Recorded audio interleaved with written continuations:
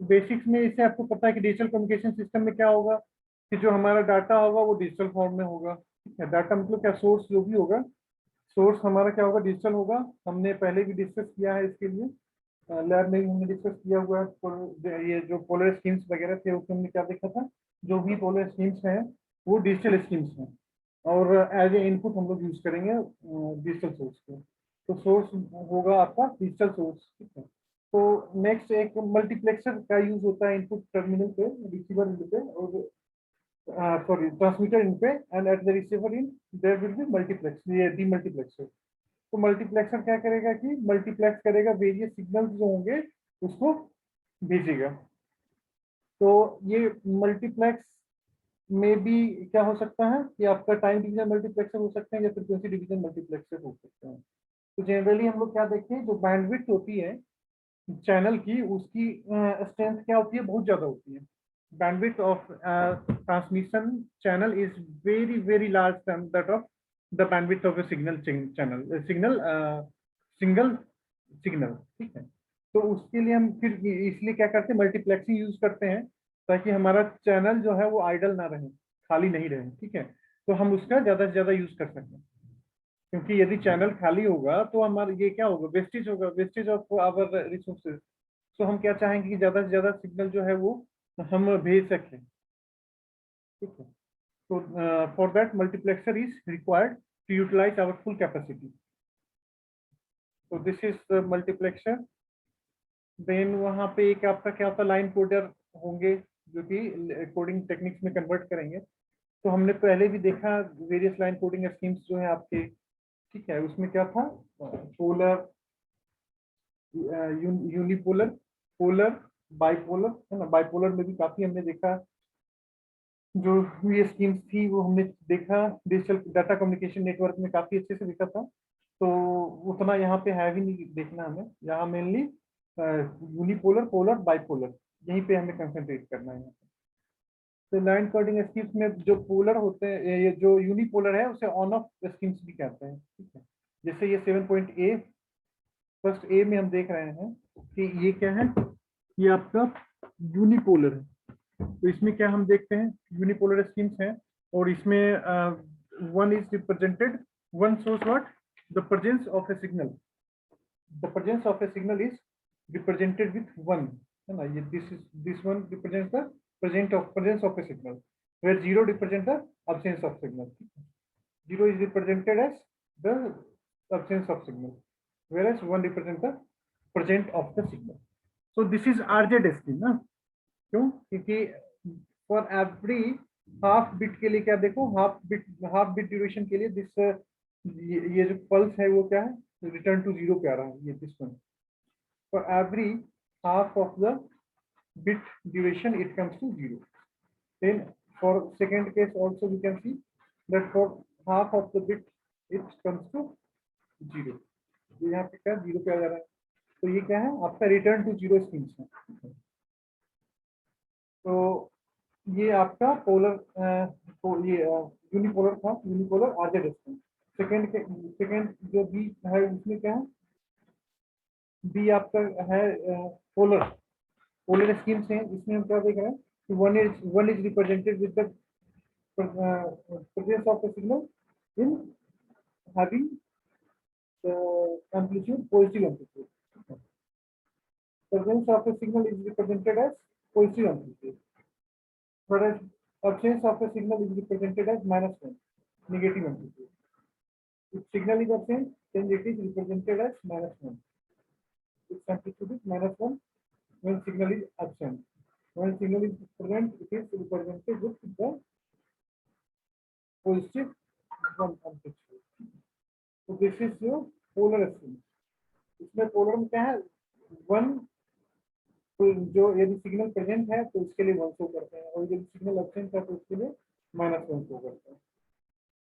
और this is also the return to zero. ये भी क्या है, रिटर्न टू जीरो स्कीम्स है, क्योंकि यहाँ भी हम क्या देख रहे हैं, रिटर्न टू जीरो। और यहाँ पे देखो, और क्या है, हाफ ऑफ बिट पल्स के बाद ये क्या होगा, ये आपका जीरो पे आ रहा है। ये कंप्लीट बिट ड्यूरेशन है एक पल्स का, लेकिन हाफ बिट पल्स के बाद ही ये आएगा return to zero. Return to zero हो जाएगा। तो this is also return to zero scheme. Then this is third one is वो क्या आपका बाइपोलर।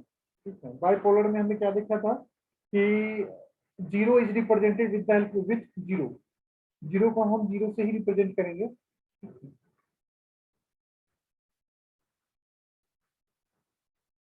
जीरो इज रिप्रेजेंटेड, यहाँ पे देखो बाइपोलर में क्या है, जीरो जो भी है रिप्रेजेंट होगा जीरो से, zero is represented as zero, यहाँ भी ये तो रिटर्न टू जीरो हो गया, zero is represented with zero. ठीक, और one is represented with the help of alternate, AMI हमने वहां पढ़ा था, अल्टरनेट मार्क इन्वर्जन। ठीक है, तो वो क्या था, बाइपोलर स्कीम थी। तो उसमें क्या है, one is represented with plus minus, मतलब अल्टरनेट जो है वो ये शो करेगा।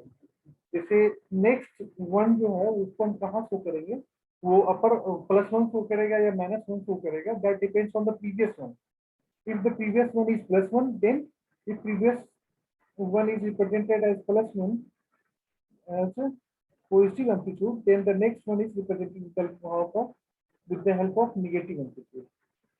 प्रीवियस वन पे डिपेंड करेगा नेक्स्ट वन का डाटा, कि प्रीवियस वन यदि हमारा क्या है कि it is represented with plus one amplitude, then the next one is represented with minus one, and the next this one represented as plus, because what the previous data one is represented as the negative amplitude। तो previous one जो था उसको represent किया गया था negative amplitude से, तो then next जो होगा वो क्या होगा, पॉजिटिव से। फिर यहाँ पे जीरो आ गया, तो जीरो को हम लोग रिप्रेजेंट करेंगे जीरो से। Then next one is represented with the help of negative amplitude, why, because the previous one has the positive amplitude, so this is negative amplitude, then so on। So this is also bipolar AMI and RZ scheme. This is also RZ scheme। So first see we have seen this is RZ scheme, return to zero। The first ABC is what, it is return to zero scheme। So RZ, and D and E is what, this is an RZ scheme in which we can see the one is represented with the help of positive one, whereas zero is represented as negative one in the D। This is what, this is the condition for on off scheme।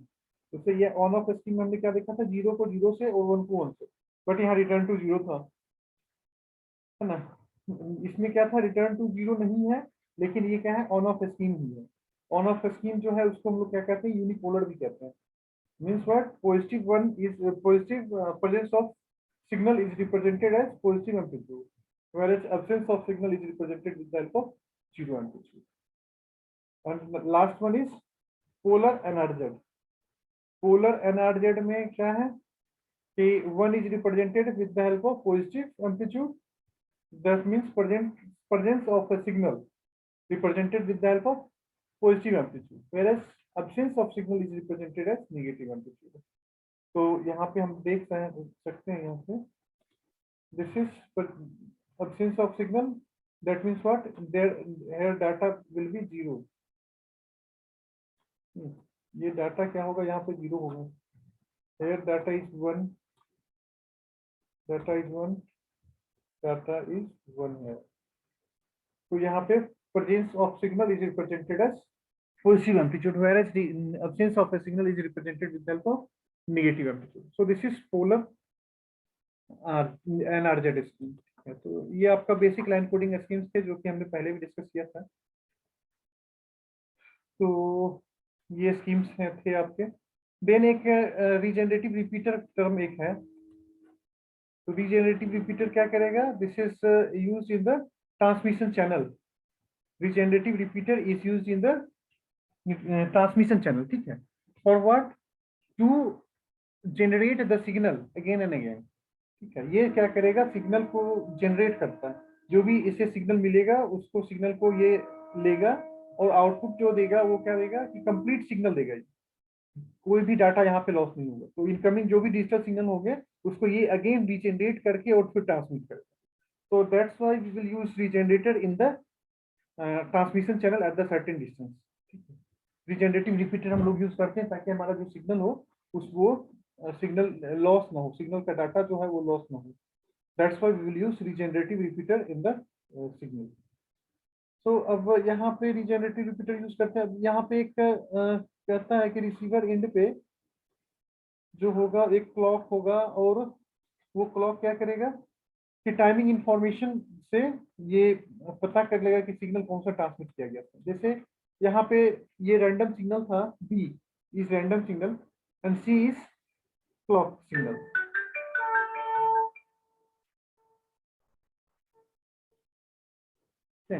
तो B is your random component, मतलब random signal है, और C क्या है आपका periodic component, that means it is clock signal. ठीक है, amplitude यहाँ पे क्या दोनों का A/2 A/2। Hello,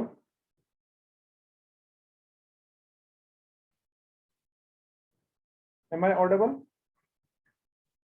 yes sir. ठीक है, तो ये आपका क्या है ऑन ऑफ, ये क्या है देखो रिटर्न टू जीरो स्कीम है, और ये क्या है बाइपोलर सिग्नल है। This is random component for representing the bipolar signal and this is RZ scheme. और ये क्या है आपका टाइमिंग सिग्नल है, क्लॉक सिग्नल है। तो from by the combination of these two, that means this bipolar signal and this clock signal, here the A means this is RZ scheme, on of RZ scheme.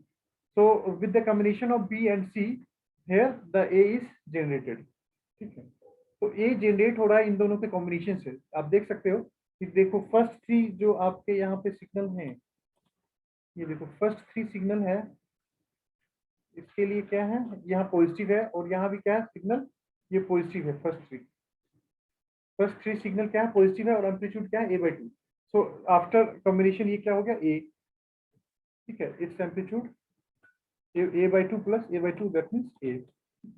तो यहाँ पे signal का amplitude क्या हो गया A हो गया। अब नेक्स्ट यहाँ पे देखते हैं ये क्या है, this is absence of signal ना, this is what absence of signal that is represented by -1 in polar signal.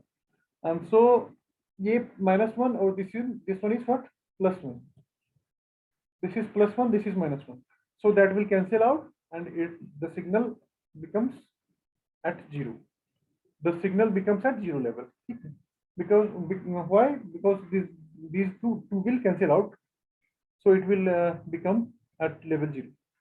next for this signal, and for this signal क्या होगा, this is A/2 and after addition the amplitude will be A। then again the after addition we can see the signal is this one। so this is the addition of the signal of polar signal as well as clock signal। this is the addition of polar signal and the clock signal, and this is what on off signal means polar unipolar। this is unipolar, in which we can see the one is presence of signal is represented with the amplitude A, whereas absence of the signal is represented with the help of amplitude 0। this is amplitude 0, this is amplitude A। so presence of signal is represented with the help of amplitude A। तो यहाँ पे क्या होगा कि ये अब data आपका receiver and पे यदि ये जाएगा, if it goes to the receiver, then at the receiver end क्या होगा कि ये फाइंड आउट कर लेगा हमारा ओरिजिनल सिग्नल यहाँ से क्या ट्रांसमिट हुआ था with the help of this timing periodic component. ठीक है, वहां भी क्या होगा एट द रिसीवर एंड पे ये जो पीरियोडिक कंपोनेंट है दैट मीन्स क्लॉक है आपका, तो क्लॉक वहां भी प्रेजेंट होगा आपका रिसीवर एंड पे, and with the help of that clock it will find out the original signal।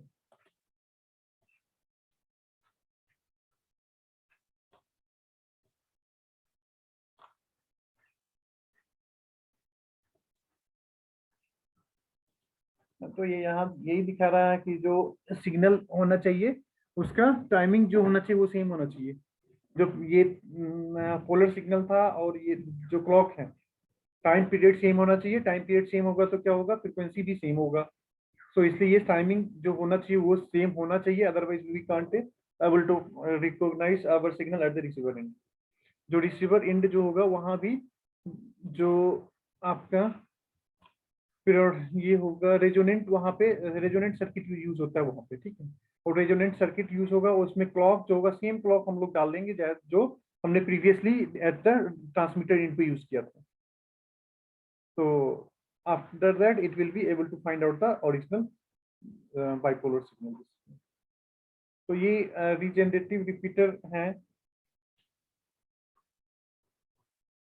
तो इसमें एक टर्म है ये transparent line code. Transparent line code का मतलब क्या होगा? ऐसा लाइन कोड हो जिसमें 0 और 1 दोनों को यदि हम भेजते हैं तो उसमें एक्यूरेसी जो होना चाहिए दोनों का एक्यूरेसी सेम होना चाहिए। बिट पैटर्न पे उसकी एक्यूरेसी डिपेंडेंट नहीं होनी चाहिए। The transparent line code is what? The line code in which the bit stream, any bit stream that may be 0 or 1, the accuracy will be same for both the bit pattern. That means what? The bit pattern doesn't affect the accuracy of the signal.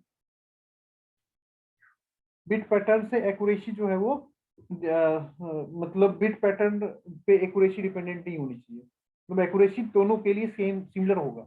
तो कहेंगे कि जो transparent ये line code था हमारा वो क्या था? Transparent line code. So this is transparent line code.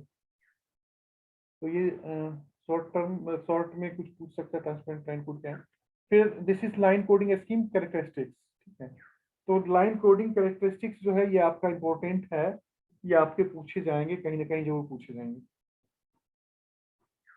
तो लाइन कोडिंग स्कीम्स जो है उसके बारे में, इसकी जो प्रॉपर्टी थी हमने पहले भी डिस्कस किया था, अभी फिर से डिस्कस करेंगे। ये हमने डीसीएन में किया था बट कम्युनिकेशन डिजिटल कम्युनिकेशन में नहीं किया, इसलिए यहाँ पे करेंगे। वहाँ समथिंग डिफरेंट भी थे तो उसको भी यूज किया जा सकता है यहाँ भी, बट यहाँ जो है उसको तो यूज करेंगे ही। तो इसमें कहता है ट्रांसमिशन बैंडविड्थ, ठीक है। तो जो हमारा डाटा होगा है ना, जो भी सिग्नल होगा उसका बैंडविड्थ क्या होगा कि एज पॉसिबल एज क्या होंगे, स्मॉल रखेंगे। The transmission bandwidth should be as possible as small as possible, ठीक है। तो हम जितना कम रख सकते हैं रखेंगे।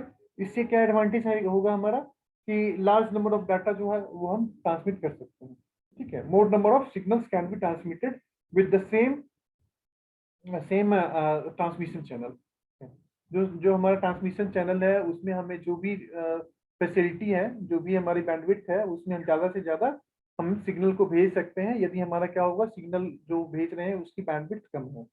तो ये हमारी मतलब कैरेक्टरिस्टिक्स भी लाइन कोड की कि उसकी ट्रांसमिशन बैंडविड्थ जो होनी चाहिए वो कम होनी चाहिए। Power efficiency is the another characteristics of line code.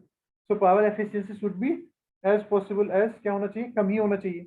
Come power मतलब हमें पावर एफिशिएंसी मतलब क्या, जो पावर है वो एफिशिएंट होना चाहिए, वेस्ट नहीं होना चाहिए। कम से कम पावर लगा के हम क्या करें, डाटा को हम सेंड कर दें, ठीक है। तो हमें ये रिक्वायरमेंट है कि हमें पावर ट्रांसमिशन जो सिग्नल को हम कर रहे हैं उसमें हमारी रिक्वायरमेंट कम से कम पावर की है, तो ठीक है।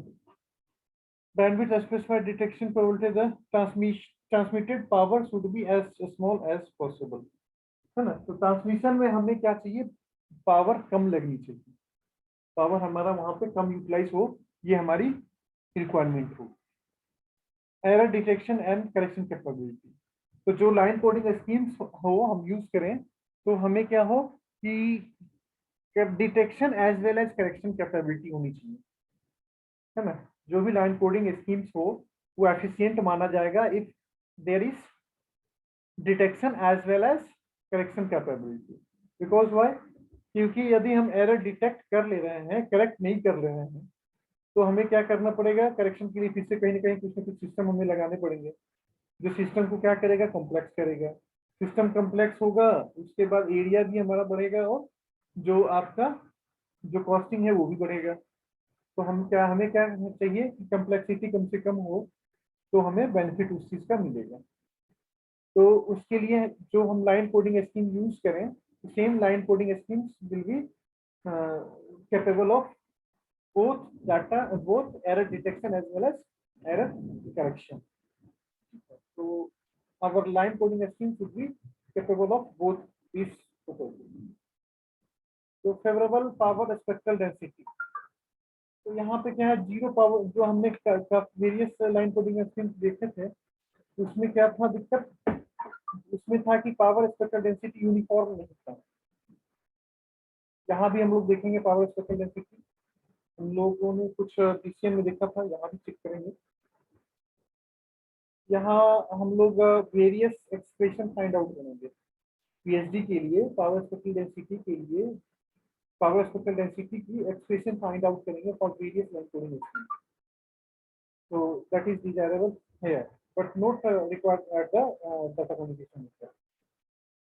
तो यहाँ पे क्या होगा, पावर स्पेक्ट्रल डेंसिटी जो वहाँ मतलब zero PHD at omega equal to zero. यदि फ्रीक्वेंसी जीरो हो तो पावर स्पेक्ट्रल डेंसिटी कह रहा है जीरो होनी चाहिए, ये हमारा डिजायरेबल है। Because AC coupling in transformer are use as the repeater, transformer वगैरह यूज करते हैं at the repeater,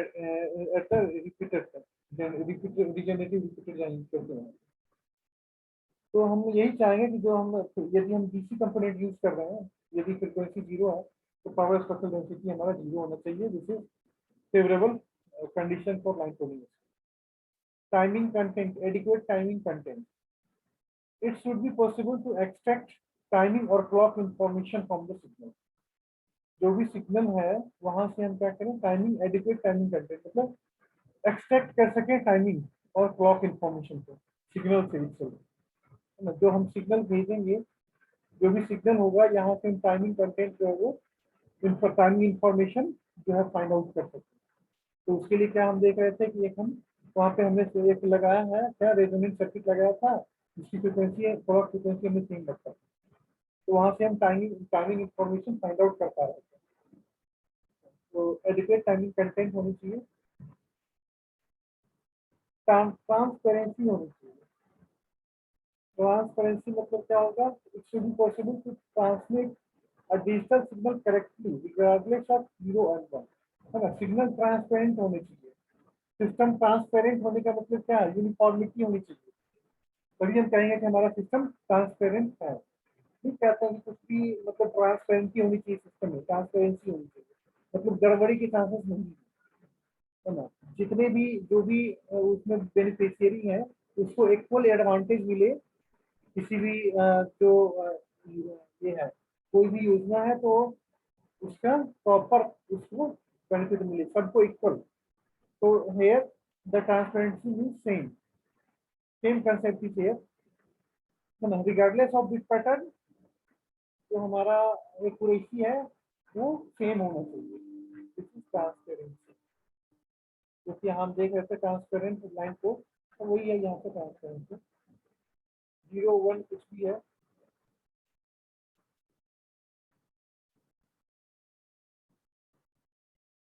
so these are the 5-6 properties of the line coding scheme. You have to go through this, ये आपके लिए important हो सकता है। तो power spectral density of various line coding, तो इसमें क्या power spectral density line coding हम देखेंगे। तो वेरियस लाइन कोडिंग स्कीम जो भी है, यूनिपोलर, पोलर, बाइपोलर, सबके लिए हम चेक करेंगे कि जो पावर स्पेक्ट्रल डेंसिटी है वो क्या है। तो यहाँ पे सम रिप्रेजेंटेशन है। ए क्या है, ए आपको कोई सिग्नल है PT, PT is a signal, any signal pt and its time period is tb, tb is represent its time period।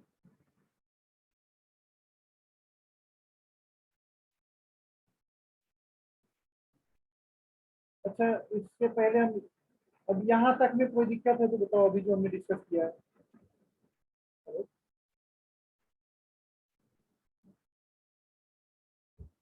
Hello,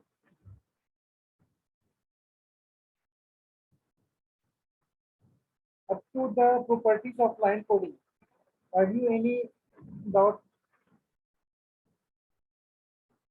यहाँ तक में बच्चे किसी को कोई दिक्कत है तो बोलो, otherwise we will start the PhD of line course। यहाँ तक में बच्चे कोई दिक्कत?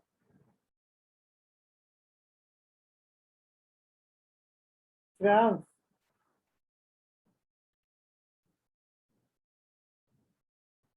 Divyansh, Shubhankar, hello. Yes sir. आवाज आ रही है मुझे? Yes sir. हाँ, तो अभी तक में अभी जो आज हमने किया उसमें कोई दिक्कत है तो बताओ। नहीं सर। जो हमने प्रॉपर्टीज देखा लाइन कोडिंग का, और जो हमने वेरियस लाइन कोड्स जो यहाँ पे हमने डिस्कस किया, इसमें कहीं कुछ दिक्कत है तो बताओ। कोई भी, किसी को कोई दिक्कत है यहाँ तक तो डिस्कस कर सकते हैं, पूछ सकते हो। Otherwise we will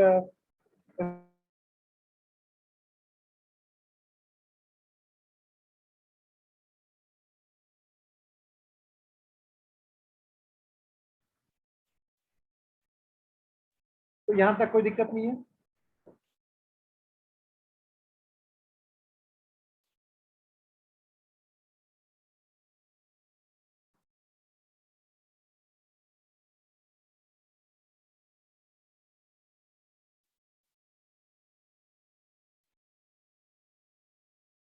power spectral density हम शुरू करते हैं। इसमें देखो क्या है, ये एक सिग्नल है, कोई भी signal. PT is a signal whose time period, TV is what time period of the signal. अब ये क्या है, इसका रिपीटेशन है। ये एक इम्पल्स था, ये this is impulse function. PT क्या है, कोई भी ये है फिल्टर का, तो ये impulse function of S T, this is PT. तो पीटी का इम्पल्स रिस्पॉन्स जो है वो आपका यहाँ पे ये इवेंट था। Y T is output and X T is input. तो यहाँ पे हम लोग पहले भी डिस्कस किए थे कि इस तरह का क्या होगा कि यदि this is X T input, PT output and Y T this one, तो Y T is what, time domain में देखेंगे तो क्या होगा, X T into P T, time domain में देखेंगे तो। बट टाइम डोमेन में क्या होगा, इसका कन्वोल्यूशन होगा। Time domain it's convolution, but in frequency domain there is multiplication.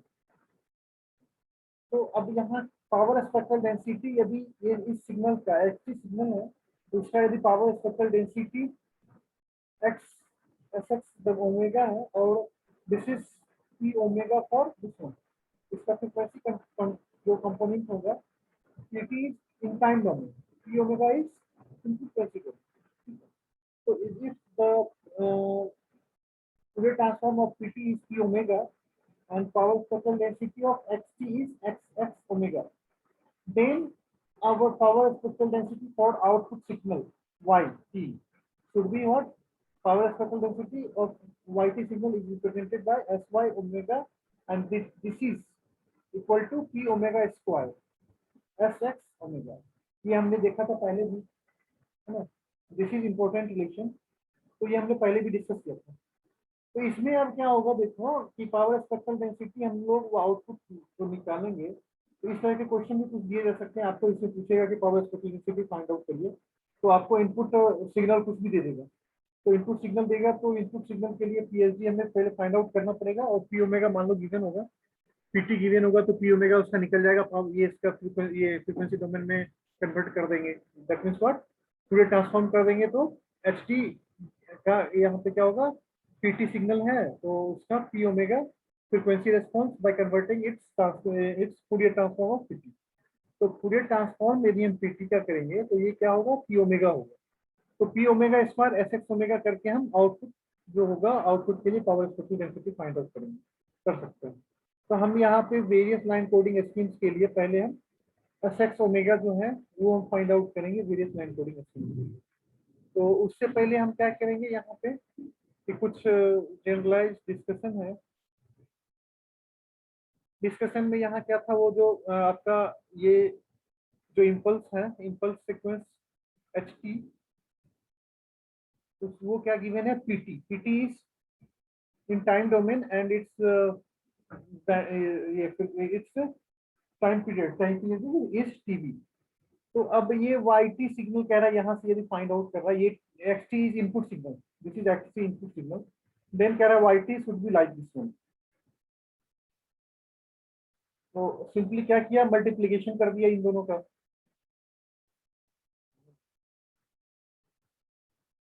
नहीं, टाइम डोमेन है, कन्वोल्यूशन हुआ, ठीक है, कन्वोल्यूशन हुआ, और ये हमारा सिग्नल वाई टी जो है ये यहाँ से मिला। लेकिन हम इंटरेस्टेड क्या है फ्रीक्वेंसी डोमेन के लिए हम इंटरेस्टेड हैं। तो हम कोई भी सिग्नल यूज करेंगे पहले, और हम क्या चाहेंगे कि हमें generalise power spectral density find out हम कर लें, है ना। जनरलाइज एक्सप्रेशन फॉर फाइंड, ये देखो इसे, this is generalise expression for output power spectral density. और एस एक्स ओमेगा के लिए जैसे यहाँ पे ये फाइंड आउट कर लिया, general expression for power spectral density. तो जनरल एक्सप्रेशन पहले हम फाइंड आउट करेंगे, और ये यदि हमें पता होगा तो हम यहाँ से वेरियस सिग्नलिंग के लिए हम जो है वो यूज कर लेंगे। वहां पे क्या है, वेरियस स्ट्रेंथ यूज करना है, ठीक है। तो स्ट्रेंथ यूज करते हुए हम आगे सिग्नलिंग स्कीम्स के लिए देख सकते हैं। तो पहले हमारा मेन पॉइंट यहाँ पे क्या है कि हम पहले फाइंड आउट करेंगे generalise expression for S X omega, generalise expression for power spectral density of any input signal. तो उसके लिए यहाँ से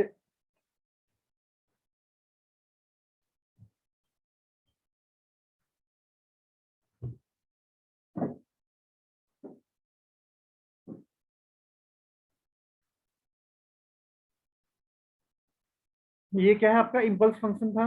this is the figure in figure C 7.3c, this is your impulse function, this is your impulse function, and this is the response of the PT is response of the signal, response of the filter और कोई भी system का response ये था, और वहां पे input जा रहा था xt, तो आउटपुट हमारा ये दिखा।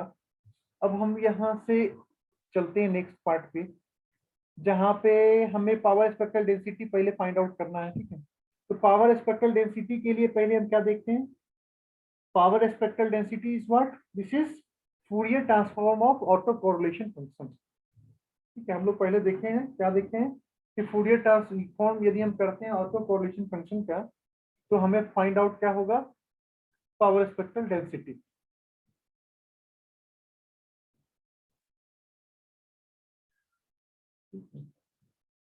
तो ये तो बस ये जो है डी वाला पोर्शन, इसको हम जनरलाइज आपको यहाँ सिर्फ शो करने के लिए यहाँ पे ये दिया है कि एक्स टी सिग्नल है, पी टी सिग्नल है, तो वाई टी हमारा क्या होगा, इस तरह का कुछ होगा टाइम डोमेन में यदि देखें तो। और फ्रीक्वेंसी डोमेन में देखें तो यहाँ कुछ समथिंग डिफरेंट होगा, तो उसके लिए पावर स्पेक्ट्रल डेंसिटी वगैरह निकाल रहा है। और इसका भी फूरियर ट्रांसफॉर्म करेंगे तो वाई टी, जो ये एक्स टी है और पी टी है, इन दोनों का यदि हम टाइम डोमेन में कन्वोल्यूशन करें और इसका फूरियर ट्रांसफॉर्म करें, तो ये फ्रीक्वेंसी डोमेन में आउटपुट मिल जाएगा। और ये या हम डायरेक्टली क्या मतलब कर सकते हैं, इन दोनों को फ्रीक्वेंसी डोमेन में कन्वर्ट करके और डायरेक्ट इसका मल्टीप्लिकेशन कर दें, तो हमारा आउटपुट यहाँ से मिल जाएगा।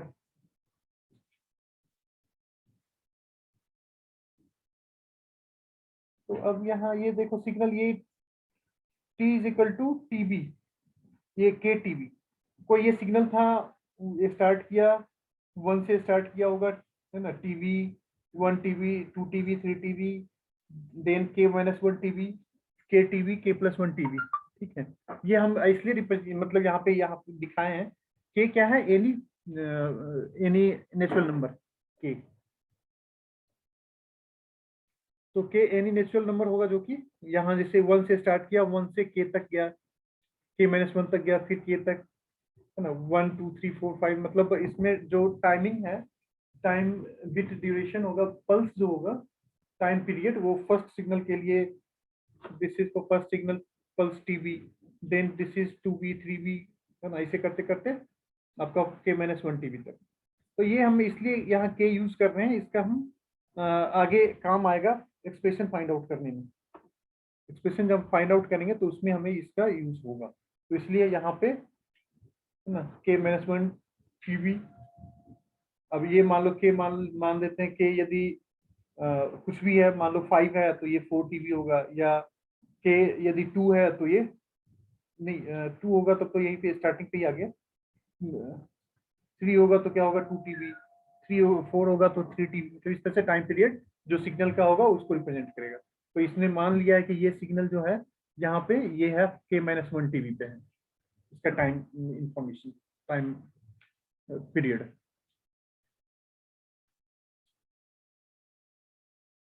और ये सिग्नल देखो क्या है, ये सिग्नल की स्ट्रेंथ है, ये सिग्नल का स्ट्रेंथ यहाँ पे क्या है, AK। के टीवी पे कोई सिग्नल है जिसका स्ट्रेंथ AK है, K-1 इंटू टीवी पे कोई एक सिग्नल है जिसका स्ट्रेंथ क्या है, AK-1। इसने कंसीडर किया हुआ, सारा कंसिडरेशन है यहाँ पे कि के टीवी पे, K-1 टीवी पे और K+1 टीवी पे। यहाँ भी हम क्या देख रहे हैं, यही तीन हम कंसीडर कर रहे हैं। यहाँ भी K-1, K और K+1 टीवी, और इसका स्ट्रेंथ क्या है, AK+1 और AK-1। These are the strength of the 363। ये क्या है आपका इम्पल्स फंक्शन है, तो इम्पल्स फंक्शन का स्ट्रेंथ गिवन है AK+1, AK और AK-1 at the respective time period